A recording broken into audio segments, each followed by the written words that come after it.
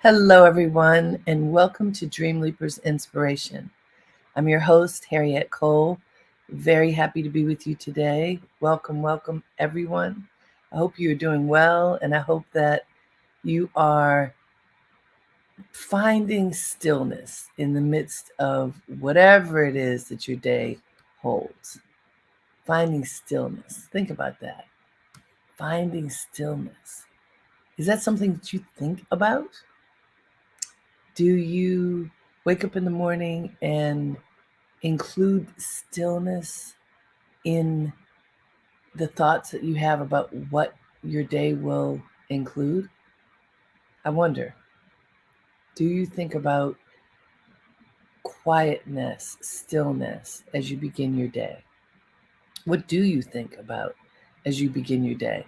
So many people jump up when they wake up and immediately pick up a device and start looking at it, rush to whatever task is before them, and then they're off to the races. And a lot of people who do that do so with great intention. You know, it's like, oh, okay, I know that I have a lot of things that I need to accomplish, and I'm getting up today and revving my engine, and I'm going to make sure that I do all the things that are on my list. You know how I am about lists. I believe firmly in making a list and checking it off, because when you do that, you hold yourself accountable for whatever it is you have said will be your responsibility, and more, you keep pace with whatever you have decided is important in your day, in your week, in your month, in your life, right? So I love the idea of making a list and sticking to that list. And I realize that sometimes the lists can get so long that there are too many things on the list, and what we're doing is racing with ourselves to complete whatever we have put on that list so that we can feel efficient. And I want to say my experience, especially recently, has been sometimes you have to pause. Sometimes you have to claim the stillness that helps you to gain better perspective on your life, on the moment, on the tasks at hand, on the responsibilities, on yourself. And when you don't, what happens? And little things happen, and also big things happen. So this morning, I always think examples are helpful. So many of you who are part of the Dreamleapers family and have spent time with me over the years, and I share some of the things that I've been doing. I spent the summer in my happy place, which is Sag Harbor out on Long Island. And, we savor every single moment up until the moment that it's time to go.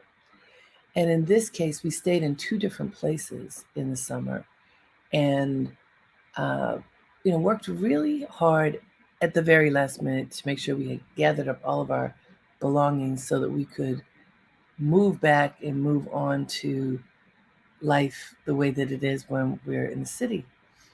Today, which is weeks after we left, I woke up and remembered that I had left my beach chair on the beach. Now, that could sound weird, but it's a private beach where a group of families use the beach, and our extended family who have a stretch of that beach, we put our, big old fancy chair next to theirs and just left it for everybody to use. But it's our responsibility to put it away during the summer before summer ends.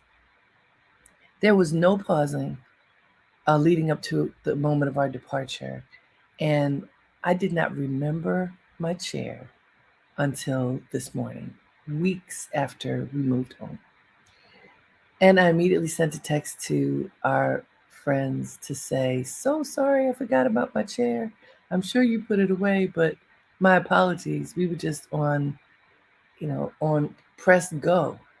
Now that is a little thing, but I sometimes like to start with little things as examples because it's easier for us to think about. So what's a little thing in your life that you completely missed, forgot, didn't do? You know, don't you have those moments when thoughts bubble up and you're like, "Ooh, I forgot to do that," whatever that is? Think about it for a moment. What is something that you were supposed to do that was your responsibility that you haven't done because you forgot, because it slipped your mind, because you were so busy doing something else that it completely didn't enter your consciousness until whenever it did? Mine was this morning. What do you have like that? Chances are there's something. I'm not the only one. I know I'm not the only one. But I want you to think about it and tell yourself. You don't have to tell me, but tell yourself, what is that something that you should have done, that you were supposed to do, that was your responsibility, that you completely flaked on? Can you think for a moment? Take a few moments. Think about it. And if you want to, you can write it in the chat. Think about what that might have been that you just totally didn't remember because you were busy, because you were distracted. I have others, but I'm going to stick with my chair because also my chair is important. My chair is important for being able to sit and relax in my favorite place with my peeps. And I forgot. And thank goodness I know we're close to this group, so my chair isn't gone. But sometimes it's something bigger. Like, is there a very important phone call that you were supposed to make and you forgot? Is there a letter you were supposed to write to close the loop on something? Sometimes was there a job interview that you had and you forgot to write the thank you note? Is there a member of your community, an elder, someone you care about deeply, who you've been so busy you forgot to reach out to? Something much more profound that just happened in my world. I'm a Delta. I pledged at Howard University many years ago. And I learned over the weekend that one of my line sisters passed away. So, look, we know people pass when they pass, but I'm probably still in the age group of people where we're surprised that people pass at my age. It's not, certainly not elderly, and it's not in whatever in our construct of time is that folks would think we are expecting a lot of people to leave the world. So it was a shock. And as I watched different line sisters, I should also say there were 53 people on my line. So we're a big group. As I watched people make comments about her passing, one person said how bad she felt because she hadn't kept in touch with her. And another person said, I'm just bad at keeping in touch with people, period. So I hadn't talked to her in a long time. For me, same. I hadn't talked to her in years. But even people who were really close to her, who maybe hadn't talked to her for whatever period of time, and now she's gone. How do we respond differently and behave differently in our lives so that we don't have these blank moments where we forgot something that was important, especially if the forgetting means a disconnect from another human being? How do we get better at not making those moments multiply, at reducing the experience of really blanking on things that matter to us? I believe it's by taking a pause on a regular basis. Now, I believe in meditation. So, meditation can be the pause to help you reset. And also, it could it doesn't even have to be meditation. Just stop for a moment, be still, sit down, or it doesn't even have to be a physical stillness. So for some people, repetitive movement helps them to get still. So it could be going for a walk, going for a swim. That's what my husband does. Going for a run. What do you do that helps you to get still inside so that you can have a better view of your world? I'm going to say again, starting with meditation, it's excellent. It helps you to recenter yourself. Deep breathing, a few minutes of deep breathing can help you to recenter yourself. Repetitive motion, for people who like to go to the gym, riding the bike, riding the elliptical machine, something where you're doing a motion, but you don't really have to think. You allow yourself to not think, to just be, and to be still on the inside can give you space to notice what's happening in your life. What should you be paying attention to? What is really important, not necessarily the things that clutter your day, the tasks, the responsibilities that may clutter your day. What about if you hush those things for a moment and get still enough to notice what you really value, what's important? I'm saying this out loud. I know what it sounds like, and I also know that how it sounds is different from what it feels like when you actually do it. And I also know that it can be tough to carve out time to do it. I have one of those watches that reminds me of things. And so one of the things when I'm really busy and sitting at the computer, typing, I type really fast. I can type almost as fast as I can think, which can be a good thing and bad thing. So as I'm sitting at the computer, when I'm intent on a duty that I have, I can sit and sit and sit and not get up. And I know better. I know better for a number of reasons. But what my watch will do is to say to me, take a stand, I think is what it says. I think it says take a stand. But it vibrates on my wrist and tells me to stand up. And it does that, I think, every hour, because your body is supposed to move at least once an hour, if not more.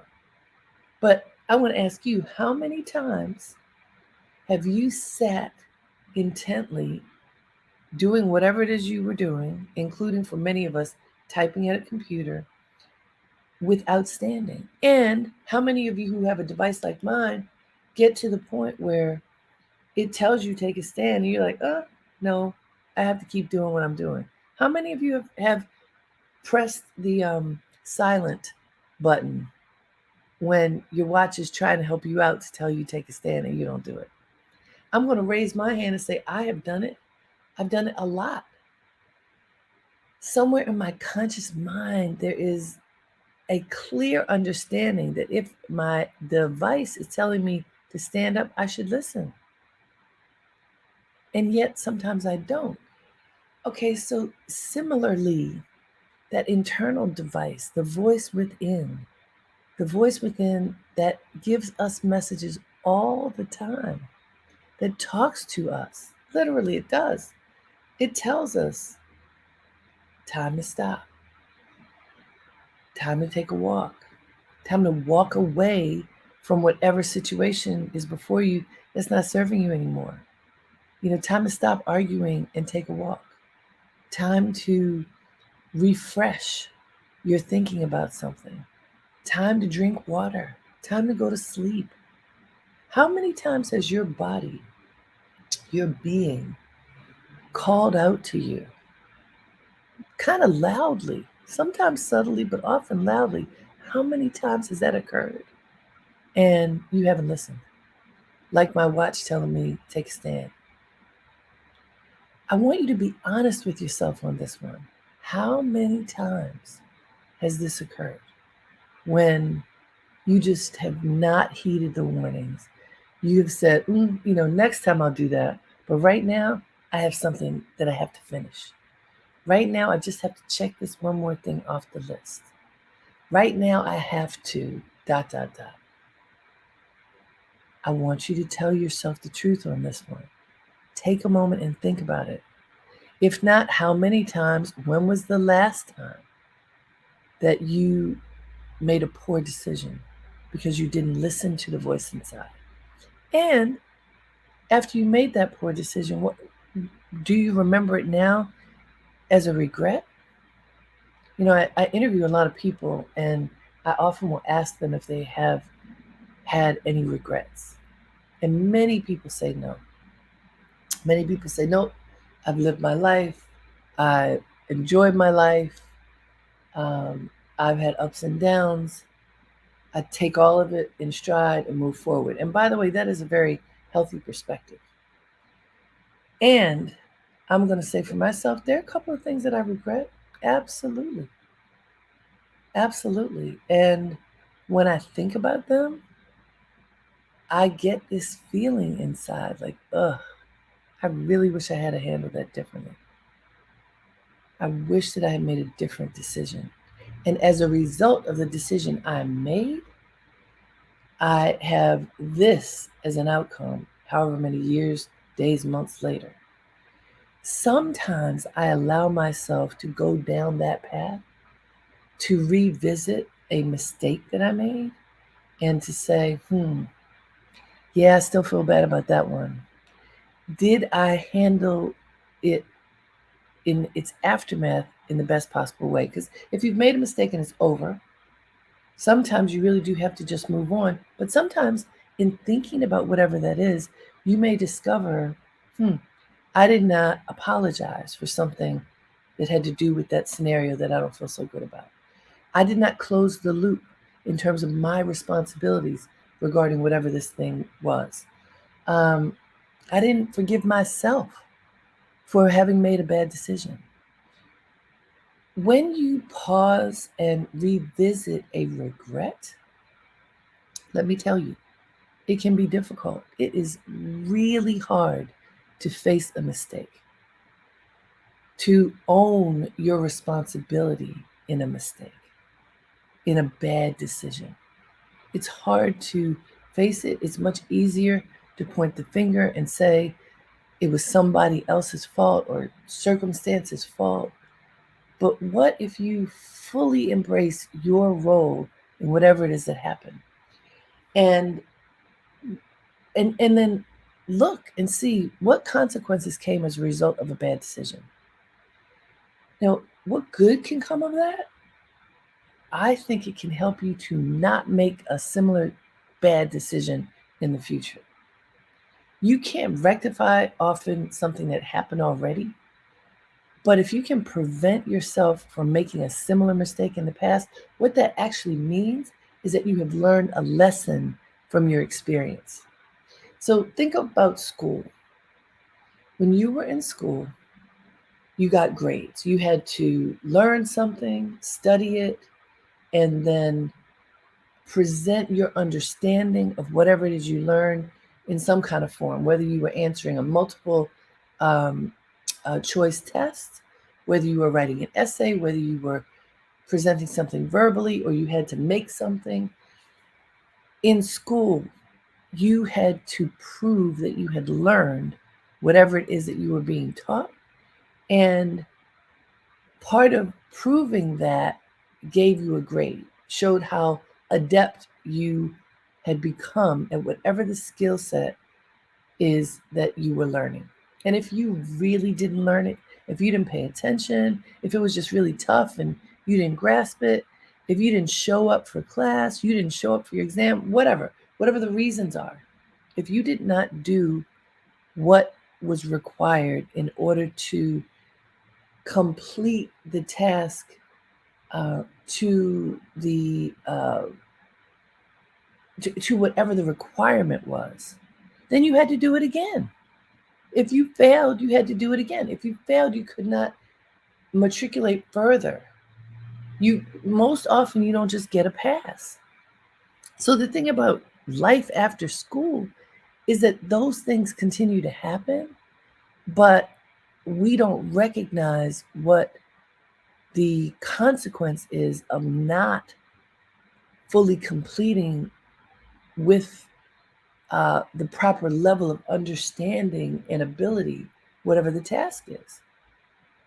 You don't get a grade per se, but in some instances, if you pay attention, actually, there is an evaluation always of what you do. Your reputation is all about how well you do things that you say you're going to do, how you show up for whatever your responsibilities are, how you show up for others, how you demonstrate who you are, what you believe, what you value. When you show up to the satisfaction of what you believe is acceptable, appropriate, and excellent, perhaps, matters. How you show up to those same degrees at work matters. You don't get to keep a job if you fail at showing up in the ways that are considered required. You don't get to keep a relationship if you fail to show up in ways that demonstrate your love and respect for that person.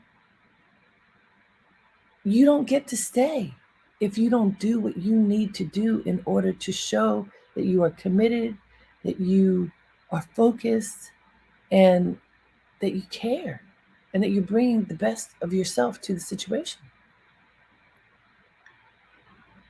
So, in the context of taking time to pause, why I think that's so important now, and things that we just talked about, is because pausing helps you to reflect. How well am I doing? How well am I doing? Am I showing up at the level that is expected of me by others, but even more at the level that is expected of me by myself? Am I doing that? And when I am not, am I noticing so that I can make an adjustment? Because if you're honest with yourself, there are times, no matter how good you are at whatever it is that you do, sometimes you don't uh, you don't do the best job. Sometimes you fall short because you're a human being, and it happens. Sometimes, like I described with leaving the chair on the beach, sometimes you're so busy being in the moment that you didn't take care of your business. Has that ever happened to you? I gave you my beach chair example. I could give you 10 more examples. Because if I'm telling the truth, it happens. It happens. And because I want to learn from those moments when I didn't show up the best that I could, that's why I want to take time to pause. So that I can pause and reflect. What can I learn from the moment? What can I learn from my day? My one of the spiritual leaders in the meditation tradition that I follow is named Baba Muktananda. And Baba wrote in one of his books, he described that part of what you should do each day at the end of the day is to reflect on the day. From the beginning of the day to the end, take a pause, reflect on the day so that you get a sense of what worked well, what didn't, what you need to follow up on, what you need to improve on, what you need to highlight, what you need to eliminate. This is very practical. So a lot of times, whatever spiritual tradition you follow, if you listen to whoever is providing the message, the good ones, the great ones are providing simple, clear messages that you can follow for your daily life. If you read the Bible, you will see that there are simple lessons to follow so that you can be in alignment with the life that you want to live. But you have to take the time to pay attention. And so this notion of reviewing your day every day helps you within the 24-hour period to note, how did I do? What do I need to do better? What do I say, job well done? What do I say, I need to go back and do it over? I need to take that class again. I need to do that task again. Here's something that I need to do differently. Here's a situation I need to follow up on. Here's what I'm going to do tomorrow. And so the other part of what Baba said was that you review your day at night and you make your plan at night for the morning. So when you get up in the morning, you are putting yourself in action for your plan. You're not creating your plan. You plan at night, you get up, and your steps are ordered. So remember, at the beginning of this broadcast, I asked, what do you do when you get up? Are you on autopilot, just going? Are you checking your device before you even get out of the bed? What are you doing? Are you stretching? Are you engaging your body? What are you doing? And are you conscious about what you're doing? Baba said, you review your day the night at that evening, and then you plan your day for when you're waking up, so that when you wake up, you are executing your plan. You're not making your plan. Isn't that powerful? I think that's so incredibly powerful. So, I always have quotes, and there were so many interesting quotes, but I want to share this one with you before we go. It's not only moving that creates new starting points. Sometimes all it takes is a subtle shift in perspective, an opening of the mind, an intentional pause and reset, or a new route to start to see new options and new possibilities.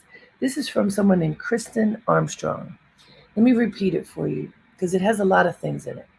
It's not only moving that creates new starting points. We think it's moving, get going. It's not only moving that creates new starting points. Sometimes all it takes is a subtle shift in perspective, an opening of the mind, an intentional pause and reset, or a new route to start, or a new route to start to see new options and new possibilities. Okay, I messed that up a little bit. Third time for reading. It's not only moving that creates new starts. Sometimes all it takes is a subtle shift in perspective, an opening of the mind, an intentional pause and reset, or a new route to start to see new options and new possibilities. I wanted to find something that could give us some action, some things to sink our teeth into. We often think if we keep moving, we keep going, that we're going to be able to get to the next place. But an intentional pause and reset, we know on the computer, sometimes the computer needs to be rebooted. So we turn it all the way off. We turn it back on. Our phones stop doing what they're supposed to do. We reset them. Every day after we go to sleep and wake up in the morning, that is a reset. But more than that, and that's very important, but more than that, what you can do yourself in the middle of the day, at any point in the day, is to pause, to take a breath, to be still, and to allow yourself to see the moment that you're in with fresh eyes, to notice things that you may not have paid attention to act on things that you forgot to take action on, to follow up on things that are important. to make sure that you are living based upon your values. In order to do that, you have to check in. What are my values? That's going to be the next one. What are my values? I'm going to remember next week we're going to talk about our values. But what are my values? What do I care about? What matters to me? And am I in alignment with whatever those values are with my thoughts, words, and deeds? And how you decide and evaluate whether that is true or not is by taking a pause and reflecting. And when you do that, when you take a pause and reflect, then you get to see how you've been living your life. You get to notice everything from whether you left the beach chairs to how you treated somebody you care about, how you treated yourself. Please, everybody, take a pause today. You can take more than one, a few minutes. If you're feeling rushed, hurried, anxious, emotional, take a pause. Breathe. Allow yourself to be still and to notice what's going on inside and outside, inside of your being and around you. What do you need to pay attention to? Whatever that is, do it. If you need to have a refreshed perspective on something happening in your life, give yourself a chance to pay attention so that you can have that refreshed perspective. It is worth it. I promise you. So next week, we're going to be talking about values. This week, take a pause, see what happens. Until next time, have a great day and make it count. Namaste.